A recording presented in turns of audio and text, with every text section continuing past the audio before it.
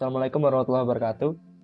Kami dari kelompok 2 akan menjelaskan tentang proyek kami, yaitu implementasi kebutuhan perangkat lunak dan teknik analisis kebutuhan perangkat lunak proyek website entertainment FindFun. Next. Lalu di kelompok 2 ini yaitu terdiri dari yang pertama teman saya. Yang pertama yaitu saya Awanesa Prayoga dengan NIM 220512140111. Ada saya Eva Prilianti dengan NIM 2205. Lalu ada saya Burhan Hidayatullah dengan NIM 220512140121. Saya Andrea Maira Tanaya NIM 2205. Kemudian saya Audrina Zira Ramaniasari dengan NIM 2205121403. Yang pertama yaitu penjelasan tentang teori 4 teknik analisis kebutuhan perangkat lunak. Yaitu ada 4. Yang pertama ada teknik analisis kebutuhan dengan survei kuesioner. Yang kedua ada teknik analisis kebutuhan dengan wawancara. Yang ketiga teknik analisis dengan kebutuhan observasi. Yang keempat teknik analisis kebutuhan dengan analisis dokumen. Next. Nah, untuk yang pertama teknik analisis kebutuhan dengan survei kuesioner akan dijelaskan oleh teman saya Awan. Oke, untuk teknik analisis kebutuhan dengan survei kuesioner ini adalah sebuah pendekatan yang digunakan dalam pengembangan produk atau layanan untuk memahami kebutuhan, preferensi, dan harapan pengguna dengan mengumpulkan data melalui kuesioner atau pertanyaan terstruktur. Teknik ini membantu pengembang untuk mengambil keputusan yang lebih baik berdasarkan data empiris tentang kebutuhan dan preferensi pengguna, yang pada gilirannya dapat meningkatkan kualitas produk atau layanan yang mereka tawarkan. Oke, next. Berikutnya yaitu keuntungan dan kerugian teknik analisis kebutuhan dengan survei kuesioner. Untuk yang pertama yaitu keuntungan. Keuntungan yang pertama dapat mengungkapkan pendapat atau tanggapan seseorang baik secara individu maupun kelompok terhadap permasalahan. Yang kedua dapat disebarkan untuk responden yang berjumlah besar dengan waktu yang relatif singkat. Yang ketiga tetap terjaganya objektivitas responden dari pengaruh luar terhadap satu permasalahan yang diteliti. Lalu yang keempat, tetap terjaganya kerahasiaan responden untuk menjawab sesuai dengan pendapat pribadi. Lalu yang kelima, biaya lebih murah. Dan yang keenam, pengguna waktu yang relatif fleksibel. Lalu yang terakhir, dapat menjaring informasi dalam skala luas dengan waktu yang cepat. Kemudian kerugiannya yang pertama yaitu pemilik kuesioner tidak dapat melihat reaksi responden ketika memberikan informasi melalui isian kuesioner. Lalu yang kedua, responden tidak memberikan jawaban dalam waktu yang telah ditentukan. Lalu yang ketiga, responden memberikan jawaban secara asal-asalan. Dan yang terakhir, kembalinya kuesioner tergantung pada kesadaran responden dalam menjawab. Kemudian yaitu teknik analisis kebutuhan dengan kuesioner. Yang pertama yaitu identifikasi tujuan dan sasaran survei. Tim pengembang perlu memahami kebutuhan dan preferensi pengguna dalam menggunakan website FindFun. Sasaran dari survei ini adalah pengguna website FindFun untuk mendapatkan wawasan yang lebih baik tentang apa yang pengguna harapkan dari FindFun. Kemudian yang kedua, persiapan kuesioner. Tim pengembang perlu merancang kuesioner yang akan digunakan dalam survei. Kuesioner harus mencakup pertanyaan yang relevan dan mencerminkan berbagai aspek pengalaman pengguna seperti navigasi, konten yang tersedia, tingkat kepuasan, dan saran perbaikan. Kemudian yang ketiga, pelaksanaan survei. Setelah kuesioner disiapkan, tim pengembang FindFun perlu menentukan target audiens untuk mengisi kuesioner. Ini dapat dilakukan dengan mengirimkan tautan ke kuesioner melalui email kepada pengguna yang sudah terdaftar di FindFun atau dengan membagikan tautan web di media sosial atau situs web mereka. Next. Oke, untuk yang keempat yaitu pengumpulan data dan analisis. Setelah survei selesai, tim pengembang perlu mengumpulkan data dari kuesioner yang diisi oleh responden. Data ini kemudian dapat dianalisis untuk mendapatkan wawasan yang berguna tentang preferensi dan kebutuhan pengguna. analisis dapat mencakup perhitungan rata-rata, distribusi skor, dan analisis kualitatif dari komentar dan sasaran yang diberikan oleh responden. Kemudian yang kelima, implementasi hasil survei. Hasil dari survei akan memberikan panduan berharga bagi tim pengembang FinFund. Mereka dapat menggunakan wawasan ini untuk membuat perubahan dan peningkatan pada website, seperti perbaikan navigasi, penambahan fitur pencarian yang lebih canggih, atau peningkatan dalam menempatkan konten yang relevan. Next. Oke, selanjutnya mungkin bisa dilanjutkan dengan rekan saya. Baik, saya lanjutkan. Selanjutnya ada teknik analisis dengan wawancara. Di sini teknik analisis dengan wawancara yaitu teknik pengumpulan data yang dilakukan pada saat prasurvei analisis kebutuhan penelitian. Wawancara adalah teknik pengumpulan data dengan cara mengajukan pertanyaan kepada responden dan jawaban responden dicatat ataupun direkam. Teknik wawancara yang digunakan adalah wawancara bebas terpimpin, di mana pewawancara membawa pedoman yang hanya merupakan garis besar tentang tujuan wawancara diadakan. Tujuannya adalah untuk menghimpun data kualitatif tentang analisis kebutuhan mengenai produk yang akan dikembangkan. Langkah-langkah ketika Anda melakukan wawancara, yang pertama, pemilihan narasumber yang potensial, membuat perjanjian dengan narasumber potensial, menyiapkan struktur pertanyaan yang jelas dan lengkap, memilih orang yang diwawancarai secara pribadi dan merekamnya. Di sini keuntungan teknik wawancara ada 4, yaitu pewawancara dapat mengukur respon melalui pertanyaan dan menyesuaikannya sesuai situasi yang sedang terjadi. Baik untuk permasalahan yang tidak terstruktur, lalu menunjukkan kesan pewawancara secara pribadi, memunculkan respon yang tinggi sejak penyusunan pertemuan. Namun, teknik wawancara ini juga memiliki kerugian, yaitu membutuhkan waktu dan biaya yang tidak sedikit, membutuhkan pelatihan dan pengalaman khusus dari pewawancara, sulit membandingkan laporan wawancara karena subjektivitas alamiah, sulit menggali tanah pengetahuan selama proses wawancara. Lalu skenario teknik analisis kebutuhan dengan wawancara. Langkah yang pertama yaitu identifikasi pihak terkait. Identifikasi pihak-pihak yang terkait dengan website FinFund seperti penggunaan potensial, pemilik website, pengembang, penulis konten, dan lainnya. Hal ini termasuk pengguna yang berperan sebagai audiens untuk informasi film dan musik. Yang kedua, menentukan tujuan wawancara. Dengan menentukan tujuan utama dari wawancara dalam website FinFund, tujuannya bisa termasuk memahami preferensi dan kebutuhan pengguna terkait informasi film dan musik yang mereka cari, serta memahami persyaratan teknis dan fungsional dari website tersebut. Langkah yang ketiga, persiapan pertanyaan wawancara. Menyiapkan daftar pertanyaan terstruktur yang akan diajukan kepada pihak-pihak yang terkait. Pertanyaannya harus mencakup berbagai aspek seperti konten yang diinginkan, tampilan antarmuka, fitur interaktif, preferensi tampilan, dan kebutuhan khusus pengguna. Lalu selanjutnya, melakukan wawancara dengan menjadwalkan dan melakukan wawancara dengan pihak terkait. Memastikan untuk mendapatkan dokumentasi tanggapan dan jawaban narasumber dengan baik. Selama wawancara, penting untuk mendengarkan dengan sesama dan bertanya lebih lanjut diperlukan untuk mendapatkan pemahaman yang lebih dalam tentang kebutuhan dan preferensi. Yang kelima, ada analisis hasil wawancara. Setelah semua wawancara selesai, analisis hasilnya mengidentifikasi pola dan kesamaan dalam tanggapan, membuat catatan tentang kebutuhan utama yang disebutkan oleh pengguna dan persyaratan teknis yang diperlukan untuk memenuhi kebutuhan tersebut. Yang keenam, menyusun dokumen analisis kebutuhan. Menyusun dokumen yang berisi ringkasan hasil wawancara termasuk kebutuhan utama dan persyaratan teknis yang harus diperhatikan dalam pengembangan website FinFund. Dokumen ini akan menjadi panduan bagi tim pengembang dalam merencanakan dan mengembangkan website. Yang ketujuh, ada validasi kebutuhan. Kembali kepada pihak terkait, termasuk pengguna potensial, untuk memvalidasi hasil analisis kebutuhan yang telah disusun. Pastikan bahwa kebutuhan yang telah diidentifikasi sesuai dengan harapan mereka.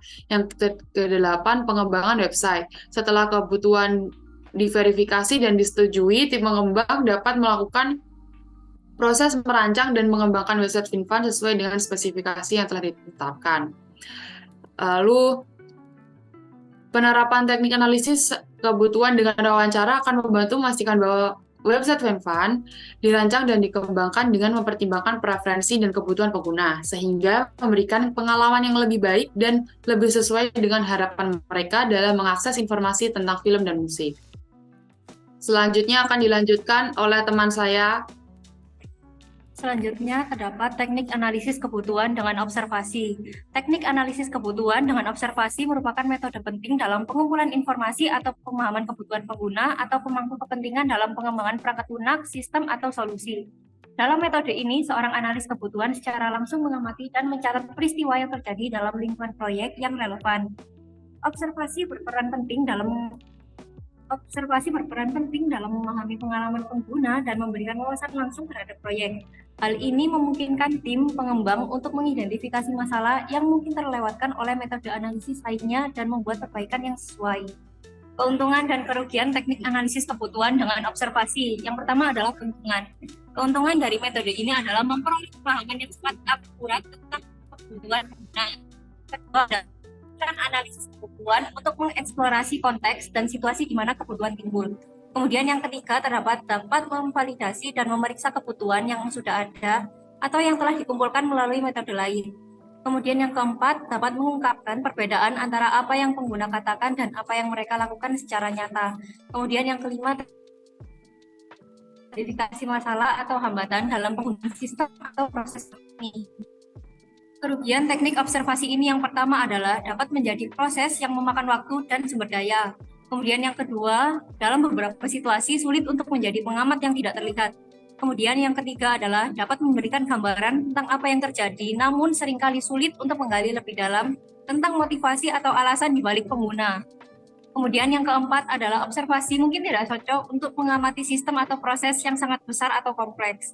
Kemudian kerugian yang terakhir adalah memerlukan perhatian khusus terhadap etika dan privasi peserta observasi. Jadi next. Panduan langkah-langkah ketika melakukan observasi yang pertama adalah mengidentifikasi tujuan observasi. Kemudian yang kedua adalah menentukan subjek observasi. Kemudian yang ketiga adalah menentukan lokasi dan waktu observasi. Selanjutnya adalah mempersiapkan peralatan yang diperlukan. Kemudian yang kelima adalah pengumpulan data. Yang keenam adalah analisis data observasi. Yang ketujuh adalah dokumentasi hasil observasi. Kemudian yang kedelapan ada diskusi hasil observasi. Dan yang terakhir adalah revisit atau ulang observasi jika diperlukan. Bisa di next. Skenario teknik analisis kebutuhan dengan observasi. Yang pertama adalah menentukan tujuan observasi. Pertama-tama, tim pengembang harus menentukan tujuan observasi, apa yang ingin mereka pelajari dari pengguna. Tujuannya bisa meliput pemahaman tentang bagaimana pengguna saat ini berinteraksi di web, referensi mereka terhadap konten hiburan, masalah yang mereka hadapi, dan bagaimana mereka melakukan navigasi di situs tersebut. Kemudian yang kedua adalah seleksi pengguna sasaran. Tim pengembang harus memilih pengguna sasaran yang akan diobservasi. Mungkin ada beberapa jenis pengguna yang berbeda, seperti pengguna yang sering menggunakan situs tersebut dan pengguna yang baru. Pemilihan pengguna yang representatif sangat penting untuk memahami berbagai tingkat pengalaman dan perspektif. Yang ketiga adalah persiapan alat dan rencana observasi. Sebelum memulai observasi, tim harus menyiapkan alat-alat yang diperlukan, seperti catatan, kamera, atau perangkat lunak perekam layar jika diperlukan. Mereka juga harus merencanakan bagaimana mereka akan mengamati pengguna dan beberapa sesi observasi yang direncanakan. Bisa di next. Yang keempat adalah melakukan observasi. Yang keempat adalah melakukan observasi. Tim pengembangan dalam melakukan observasi dengan mengikuti pengguna dalam sesi penggunaan situs web. Mereka harus mencatat setiap interaksi pengguna, termasuk tindakan yang diambil, masalah yang dihadapi, komentar verbal, ekspresi wajah, dan hal-hal lain yang dapat memberikan wawasan tentang pengalaman pengguna. Kemudian yang kelima adalah pengumpulan data.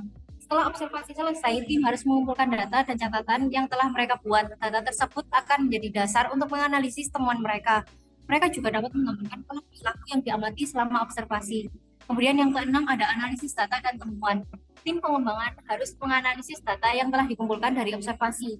Mereka dapat mengidentifikasi pola perilaku yang konsisten, masalah yang sering muncul, dan hal-hal yang punya nilai tinggi atau rendah. Bisa di next. Yang ketujuh terdapat pengembangan Yang ketujuh, terdapat pengembangan solusi dan rekomendasi. Berdasarkan temuan dari observasi, tim pengembangan dapat mengembangkan solusi dan rekomendasi yang konkret. Ini mungkin melibatkan perubahan dalam tata letak situs, penambahan fitur baru, atau perbaikan pada navigasi. Rekomendasi ini harus dirancang untuk meningkatkan pengalaman pengguna secara keseluruhan. Kemudian yang kedelapan, terdapat uji coba dan iterasi. Setelah implementasi perubahan berdasarkan temuan observasi, tim pengembangan harus melakukan uji coba pengguna untuk memastikan bahwa perubahan tersebut berhasil memenuhi kebutuhan pengguna. Selanjutnya, mereka dapat melakukan iterasi berdasarkan umpan balik yang diterima dari pengguna dalam masa uji coba. Proses observasi merupakan alat yang kuat untuk memahami pengalaman pengguna dengan melakukan wawasan langsung terhadap bagaimana mereka berinteraksi dengan situs web. Ini mungkin tim pengembangan untuk mengidentifikasi masalah yang mungkin tidak terdeteksi melalui metode analisis lainnya dan membuat perbaikan yang sesuai untuk meningkatkan kualitas situs web entertainment fun. Selanjutnya, terdapat teknik analisis kebutuhan dengan dokumen. Analisis kebutuhan dengan analisis dokumen dalam aplikasi FineFund merupakan sebuah proses memeriksa, memahami, dan menganalisis dokumen yang sudah ada untuk mendapatkan wawasan tentang apa yang diinginkan oleh pemangku kepentingan dari aplikasi tersebut. Informasi yang ditemukan dalam analisis dokumen ini kemudian digunakan untuk merinci persyaratan dan kebutuhan aplikasi agar dapat memenuhi harapan pengguna dan tujuan bisnisnya dengan baik. Next. Selanjutnya, terdapat keuntungan dan kerugian dari teknik analisis kebutuhan dengan dokumen. Yang pertama ada keuntungan, yaitu meminimalisir resiko kesalahan pemahaman. Yang kedua, efisien dalam pemanfaatan sumber daya alam. Yang ketiga, mempercepat proses perencanaan. Dan yang terakhir, ada dokumentasi resmi. Kemudian terdapat kerugian, yang pertama keterbatasan dalam mendapatkan informasi baru, yang kedua ketergantungan pada kualitas dokumen, dan yang terakhir tidak efisien untuk proyek yang sangat baru. Selanjutnya, panduan langkah-langkah ketika hendak melakukan analisis dokumen. Yang pertama, kumpulkan dokumen terkait. Yang kedua, identifikasi stakeholder. Yang ketiga, identifikasi kebutuhan dasar. Yang keempat, identifikasi fungsi utama. Yang kelima, identifikasi kebutuhan pengguna. Yang keenam, identifikasi kebutuhan bisnis. Yang ketujuh, perbandingan dengan dokumen yang ada. Yang delapan, validasi. Kesembilan, dokumentasi hasil. Dan yang kesepuluh, review dan revisi. Next, skenario teknik analisis kebutuhan dengan dokumen. Yang pertama, kumpulkan dokumen terkait. Awali proses dengan mengumpulkan semua dokumen yang relevan dengan proyek atau tugas analisis. Ini termasuk dokumen seperti laporan, kontrak, kebijakan, panduan, atau dokumen lain yang terkait dengan analisis yang akan dilakukan. Yang kedua, terdapat identifikasi stakeholder, identifikasi semua pihak yang memiliki kepentingan dalam dokumen tersebut. Ini bisa termasuk pemilik dokumen, pengguna akhir, manajemen, tim proyek, atau pihak lain yang terlibat dalam penggunaan atau pembuatan dokumen. Yang ketiga, identifikasi kebutuhan dasar, yaitu tentukan kebutuhan dasar yang harus dipenuhi oleh dokumen tersebut. Pertanyaan penting adalah mengapa dokumen ini diperlukan, apa tujuannya, dan apa yang harus dicapai melalui dokumen tersebut. Next. Yang keempat, identifikasi fungsi utama. Jelaskan fungsi utama atau tujuan dokumen dalam konteks yang relevan.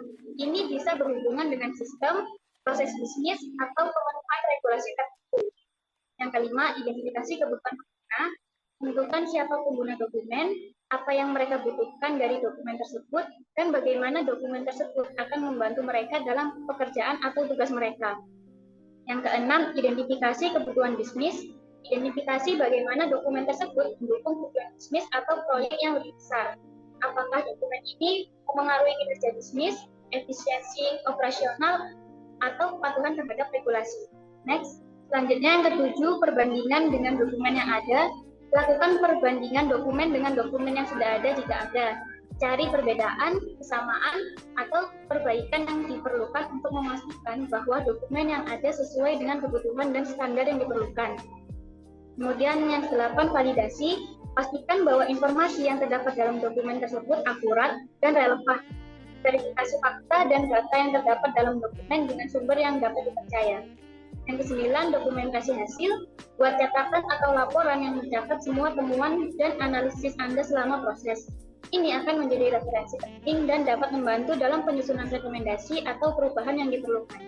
Next, yang terakhir ada review dan revisi. Bagikan hasil analisis dengan stakeholder atau pihak terkait lainnya untuk mendapatkan umpan balik. Revisi dokumen atau analisis Anda berdasarkan umpan balik tersebut untuk memastikan bahwa dokumen tersebut memenuhi kebutuhan. Selanjutnya untuk kesimpulan akan disampaikan oleh rekan saya. Nah, kesimpulan dari materi ini adalah yaitu analisis kebutuhan perangkat lunak dan implementasi yang baik telah memainkan peran utama dalam menciptakan website entertainment Find yang memuaskan pengguna. Keberhasilan proyek ini bukan hanya menghasilkan produk berkualitas tinggi, tapi juga memberikan komitmen terhadap pengalaman pengguna yang unggul dengan menjaga fokus pada pemahaman kebutuhan dan harapan yang teliti. Find berpotensi menjadi salah satu destinasi hiburan yang paling diminati di dunia maya, memberikan pengalaman hiburan yang tak terlupakan bagi pengguna. Next. Mungkin itu saja yang bisa kami jelaskan tentang teknik analisis kebutuhan dari kelompok 2, yaitu tentang website kami Find. Terima kasih. Jika ada kurang lebihnya mohon maaf. Wassalamualaikum warahmatullahi wabarakatuh.